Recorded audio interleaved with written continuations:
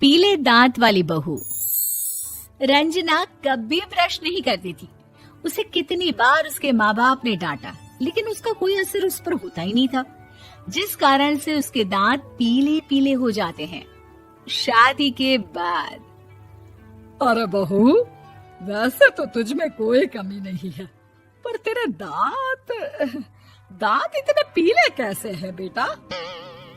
कैसे मतलब? कोई सर्जरी थोड़ी ना कराइए। वो तो क्या नाम, मैं ब्रश नहीं करती थी तो पीले हो गए। अब क्या करूं? आप कहें तो लाल करवा लूं या फिर काले? यार ये क्या है, क्यों माँ से लड़ रही हो? लड़ रही हूँ? अरे मैं लड़ रही हूँ या ये बोल रही है कि दांत पीले हैं, पीले।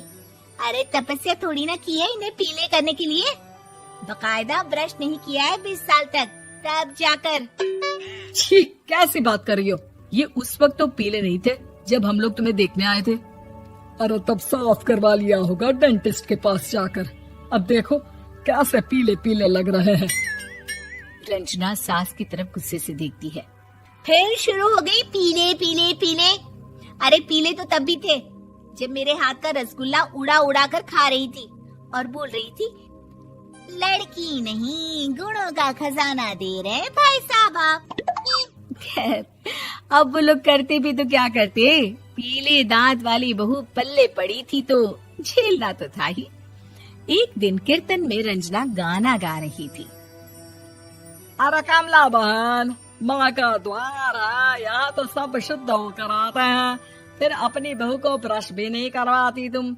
दूर से पीले पीले दांत भक्ति में बाधा उत्पन्न कर रहे हैं। अरे कोई 2 साल की बच्ची थोड़ी ना लेकर आई हूँ मैं बहू बनाकर। अच्छी खासी लड़की है, अरे कैसे करवाऊं ब्रश? ये तो उसे खुद करना चाहिए ना। अब माँ बाप तो इसके जैसे तैसे निपटा दिए, ये नहीं सोचा कि सास कैसे संभालेगी। सास बहू को लेकर घर आ जाती है, लेकिन सोच लेती है कि अब इसे लेकर कहीं नहीं जाएगी। अगले रोज बहू कहती है, अरे क्या हो गया, मंदिर नहीं जाना क्या? कीर्तन का वक्त हो रहा है। मेरी मधुर वाणी से कान्हा जी जागते हैं और सोते हैं। आप तो जानती है ना उनकी भक्ति में कितना मन लगता है मेरा। वो क्या है ना, तबीयत ठीक नहीं लग रही है मेरी, आराम करूंगी मैं। तबीयत ठीक नहीं लग रही? अभी तो मिथुन के गाने पर नाच रही थी आप, और अब बोल रही है कि तबीयत ठीक नहीं लग रही। अरे भक्ति में मन लगा लो सासू माँ, ऊपर जाना है, क्या मुंह दिखाओगी आप? हाँ? सास को बहू की बात पर गुस्सा आ जाता है। मैं क्या मुंह दिखाऊंगी, इसकी चिंता तो ना कर, समझी? अपने मुंह की चिंता कर, जो ये पीले पीले दांत लेकर हर जगह पहुंच जाती है। पता है लोग कितना मजाक बनाते हैं। ना जी ना, मैं नहीं जाना कहीं तेरे साथ। तो ये बात है, कोई ना, मत जाओ, मैं अपने कमरे में ही बैठकर भक्ति कर लूंगी। ऊपर वाला दांत थोड़ी ना देखता है, मन देखता है, भावना देखता है। और अरे बस बस, तू सब कुछ दिखा, बस ये सफेद चमकदार दांत ना दिखाना किसी को, है? जा यहाँ से। बहू को सास की बात का कोई फर्क नहीं पड़ता, वो तो जैसी थी वैसी ही रह जाती है। सुबह नहाकर किचन में खाना बनाना, फिर खाना खाना, कीर्तन भजन करना और सो जाना। एक दिन, माँ जी मैं सहेली के घर जा रही हूँ, शाम को लेट आऊंगी। हाँ हाँ तो जाना, मैंने कौन सा तेरी आरती करनी है घर पर बैठकर। रंजना सहेली के घर जाती है, जहाँ वो पार्टी में जाने की तैयारी कर रही होती है।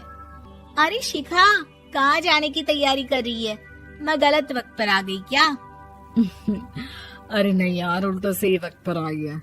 मैंने ये साड़ी और ज्वेलरी निकाली है यार, शाम को इनके ऑफिस की एक पार्टी में जाना है। बताना कैसा लग रहा है ये सब? नहीं यार, इस ड्रेस के साथ तो वो वाली ज्वेलरी अच्छी लगेगी।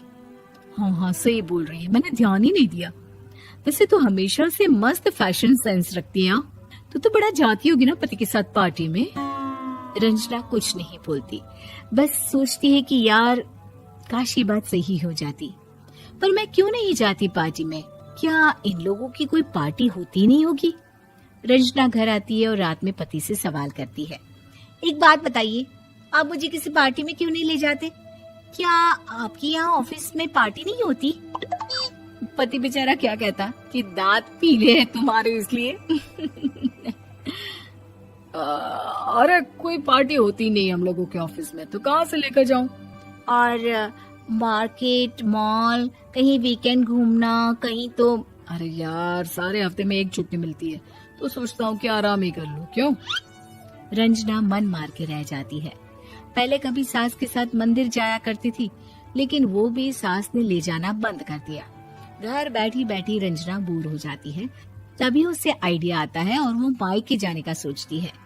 सासू माँ, 2 दिनों के लिए मम्मी के घर जा रही हूँ। अच्छा अच्छा ठीक है, आराम से जा। और हाँ, माँ से कुछ अच्छी आदत सीख कर आना कि कैसे शरीर के हर भाग की तरह दांतों की सफाई भी जरूरी होती है, समझी? शुरू हो गई ना आप। वो लोग आपकी तरह नहीं है कि छोटी छोटी बात का बतंगड़ बना दे। उन लोगों के लिए मैं मायने रखती हूँ, ना कि मेरे पीले पीले दांत।